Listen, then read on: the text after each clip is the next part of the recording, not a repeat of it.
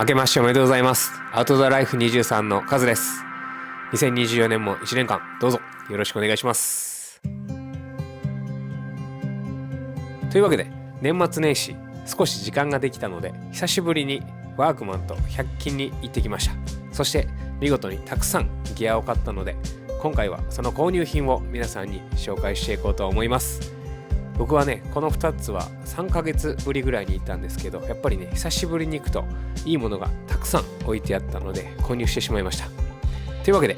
今回はワークマンと100均で買ったギアを今回は紹介していこうと思います。それでは行ってみましょう。はい、まず最初に紹介するギアっていうのはまずはワークマンから紹介していこうと思います。僕自身ワークマンのキャンプギアっていうのは結構多く使ってまして、僕が使っているワークマンでの3種の神器っていうのがありまして、その一つ目がこのテーブル、耐熱性もあって使いやすくて使っていますし、そしてこのチェアも使っています。そして僕自身このねテーブルとチェアと同じぐらい使っているのが今この時期からよく使っているこのね指先が切れているこの手袋です。これは100円で購入しているんですが、もうねこの3つはワークマンで購入してまして、まずねこれは皆さんにおすすめできるかなと思って紹介してみました。そしてこの2024年になって新しくこのね3種の神器を超えるようなものが見つかったので今回は紹介していこうと思います。まず1つ目に紹介する道具っていうのがこちら、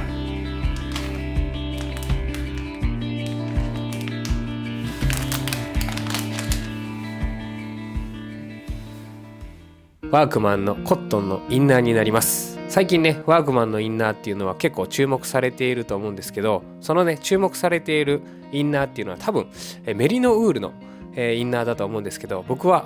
このコットンの方を今回購入してみました。僕がコットンを購入した理由っていうのがこの980円というコスパ最強の良さ、そして厚手で肌に非常に馴染んだっていうところです。僕自身ユニクロのヒートテックとか着ると結構ね汗とかかくと荒れたりとかってしたんですが、このコットンは汗をかいても肌荒れはすることなくて快適に過ごすことができたので今回買ってよかったなというふうに思っています。ただねまだね4日間ぐらいしか着用してませんので長期的に見たらどうなるかっていうところはねまだわからないんですけど、肌にフィットしてる感があるので本当に買ってよかったかなというふうに思います。そしてメリノウールのワークマンのインナーっていうのは2900円っていう価格帯なんです。この価格帯でメリノウールのインナーが買えるっていうのはすごくコスパがいいんですが、正直ね1泊2日のキャンプであったりとか待ち着で着るっていうあたりでは果たしてメリノウールほどの高機能なハイスペックなものが必要なのかなっていうところに今回はコットンの方のインナーを購入してみました。登山のような限られた荷物の中でインナーとして寒さ対策のインナーとしては非常にね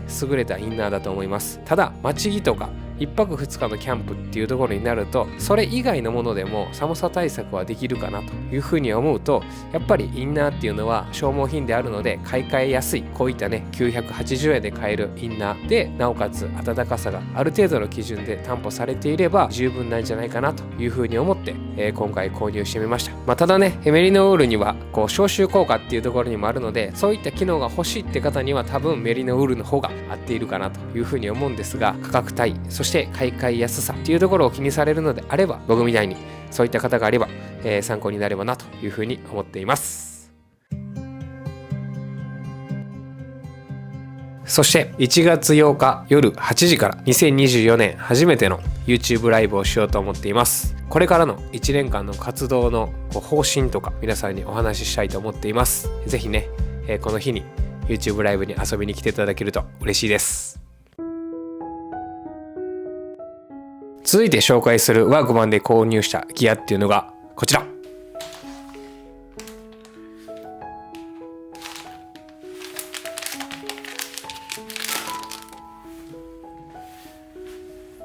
はい、こちらのギア何か分かりましたでしょうか。こちらのギアは腹巻きになります。僕がねこの腹巻きを購入した理由っていうのが寒さに弱いっていうところです。本当に寒さに弱くてすぐに風邪をひくんです。なので寒さ対策のギアっていうのは新しいものは取り入れるようにしています。ワグマをパトロールしていた時にこれなんだって思って見た時にメリノウールの腹巻きってなって、メリノウールでできた腹巻きっていうところにちょっと食いついてしまって、しかも値段が980円っていうところで、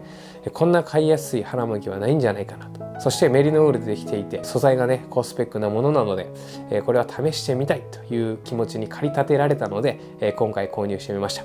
実際使ってみると、インナーと肌の間の空間を腹巻きが埋めてくれることによって体の温かさを保つことができて、寒さを感じづらくなりました。そういったメリットを感じることができたので、本当に買ってよかったなというふうに今のところ思っています。この1月雪山登山にも行くんですけど、そのね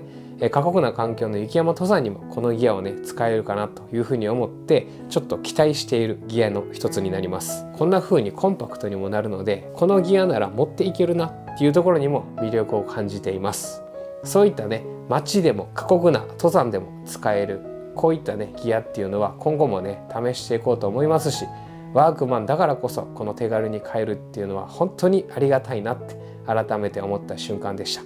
ぜひね僕のような雪山登山とか寒さを感じる方にはおすすめできるんじゃないかなというふうに思って今回紹介してみました。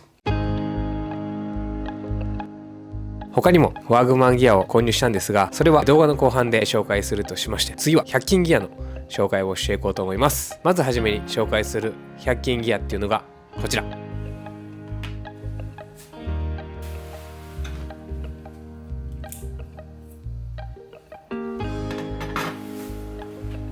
このチタン製のスプーンになります。このねスプーンを見つけた時はもうね衝撃でした。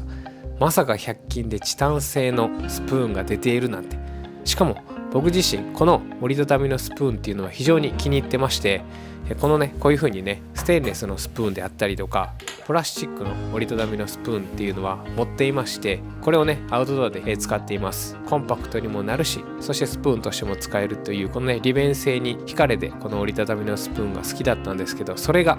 まさかの僕の大好きなチタン製で何も考えずに即買いっていう感じで購入しました。こちらにね手元にもあるんですけど、もう本当に軽いです。実際にね計量してみたところ、ステンレスのスプーンがこの重さ、そしてこのねチタン製のスプーンの重さっていうのがこの重さっていう感じで 10g ぐらい重さが違っていて、やっぱりねチタン製のギアっていうのはやっぱり軽いなというふうに思いました。今までは計量を意識してプラスチックのスプーンを持っていってたんですけど、クッカーの底をねかき混ぜたりすると、やっぱりバーナーの熱とかでスプーンの先が少し溶けていたりして、これはちょっとね健康的にもまずいんじゃないかなと思いながら正直使っていました。でもねこのねチタン製のスプーンをねこれから使えると思うと、熱にも強いっていうところに今後動画に登場するんじゃないかなというふうに思っています。またチタンっていうのはね熱伝導はそこまで良くないので、こうねスプーンとしてやけど、食べる際のやけどっていうところにもそこまで気にせずに使うことができるかなというふうに思っています。チタン製のギアが興味がある方は100均に行って購入してみてはいかがでしょうか。続いて紹介するキャンプギアっていうのはコーヒー関係の新しいギアを見つけましたので紹介していきたいと思います。その道具っていうのがこちら。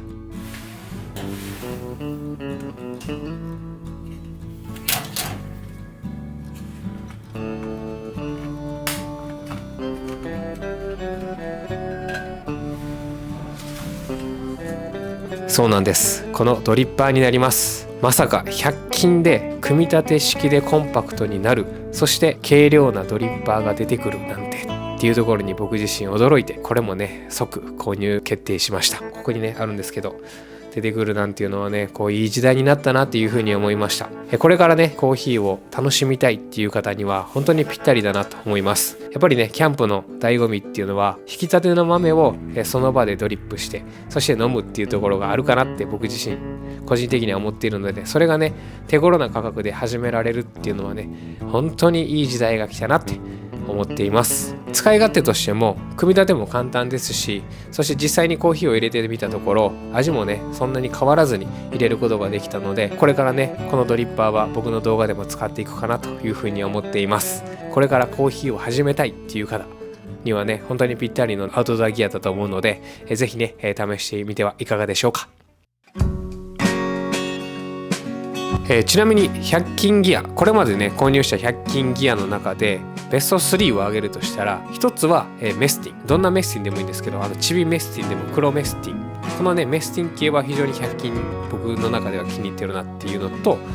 2つ目はスキレットですね。このスキレットも非常に今でも愛用してますのでよかった。そして2023年のまとめの動画でもお伝えしていたキャニスターですね。このねメスティンスキレットキャニスターは本当にいいギアだなと、殿堂入りできるギアかなと僕自身思っています。はい、続いて紹介するキャンプギアっていうのがまたね100均ギアで購入したコーヒー関係の道具になります。これはね本当にこれからねコーヒー始めたい人にはおすすめできるギアになっています。そのギアっていうのがこちら。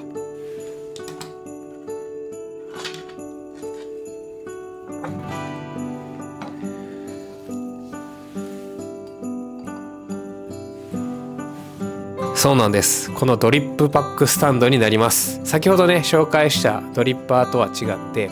市販で購入できるドリップパックを美味しく入れるためのギアになってます。ミルで引いてそしてコーヒーをドリップすることがまだねちょっとハードルが高いって思われる方には市販で買ってきたドリップパックをこのねスタンドに立てかけてお湯を注ぐだけで普段よりも美味しいコーヒーが入れられるっていうギアになってます。このドリップパックスタンドのいいところっていうのはやっぱりねカップのね深さがない場合だとこのパックが使ってしまってコーヒーの雑味が想像以上に出てしまうっていうところでコーヒーの旨味が消えてしまうっていうところを防いでくれるギアになってます。僕自身結構コーヒーの入れ方そしてコーヒーを美味しく入れたいっていう思いが強いのでこのねスタンドによってドリップパックが浸からないっていうところの良さっていうところは非常に感じているので今回購入してみました。これだけで味がねかなり変わると思いますのでぜひねその味の違いを試してみたい方であったりこのね美味しいコーヒーを入れたいって思う方はこのドリップパックでも全然美味しく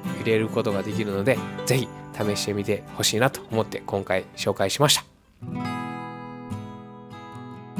はい、続いて紹介する道具は100均道具からちょっと離れましてワークマンギアを紹介していこうと思います。紹介する道具はこちら。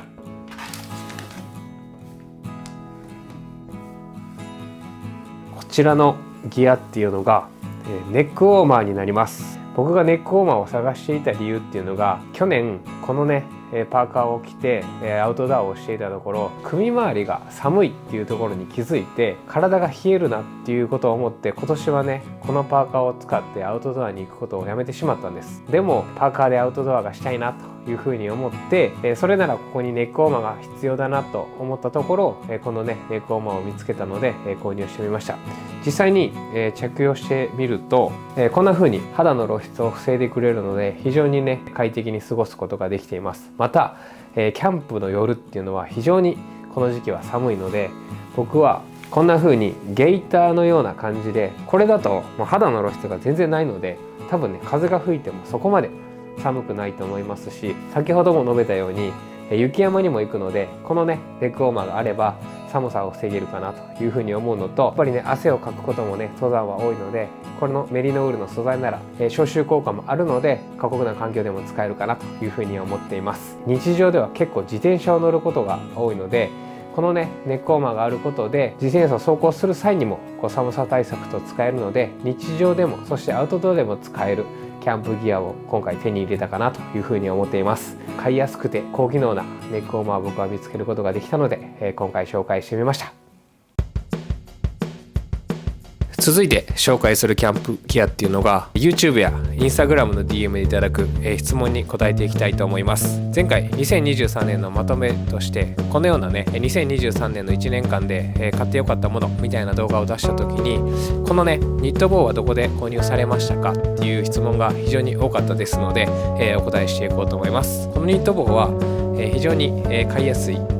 セリアで僕は購入しました。100均ですね。これも100均ギアのニット帽でして非常に気に入って購入しています。そして2つ目の質問のこのパーカーはどこで購入しましたかっていう質問なんですけどこのパーカーは GU で購入しています。アウトドアシーンっていうのはすぐ汚れやすいっていう環境の中なので結構買いやすくてそして買い替えやすい値段のものを使うようにしています。そうすることでね気にせずにアウトドアシーンを楽しむことができてなおかつ服が汚れて落ち込むことがないかなというふうに思っているのでそういったね手頃で買えるところで僕は買うようにしています。という質問が多かったので、今回答えてみました。またね、何か質問があれば YouTube のコメント欄や Instagram の DM で、質問をいただければなというふうに思っています。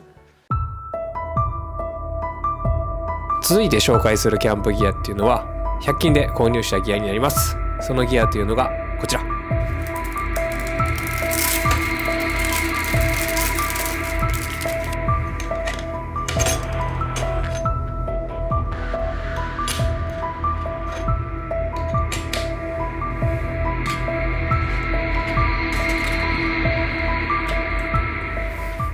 そうなんです。このポケットストーブの風防になります。風防があるだけで料理の幅が広がったり、寒い季節でも快適に使うことができるかなというふうに思って今回購入してみました。ご飯を炊く半自動システムとしてこの組み合わせでよく炊いていたんですけど、最近はこんな風なシェラカップと砂糖のご飯を組み合わせたより簡易的なご飯の炊き方でキャンプ飯を楽しんでいたんですけど、やっぱりね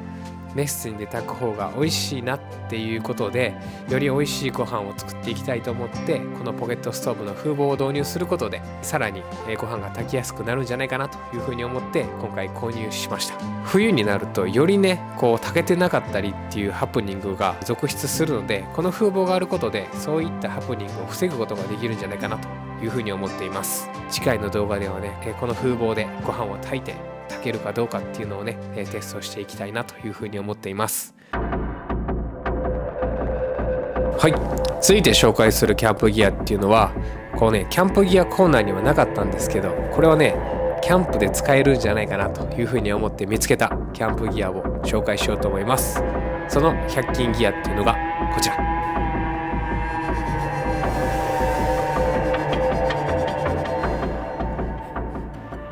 そうなんです。このマットになります。こちらはキャンプギアコーナーになくてお風呂場コーナーにありました。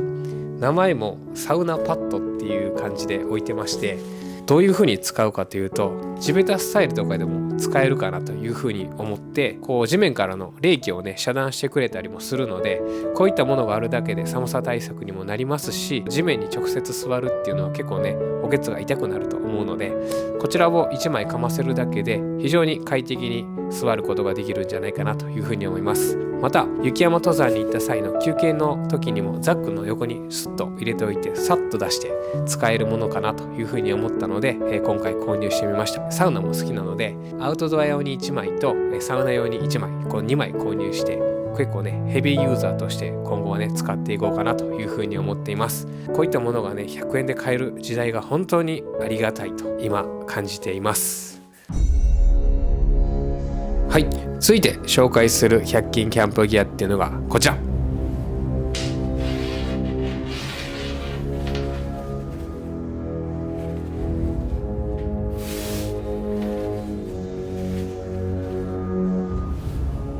そうなんです。このスタッフザックになります。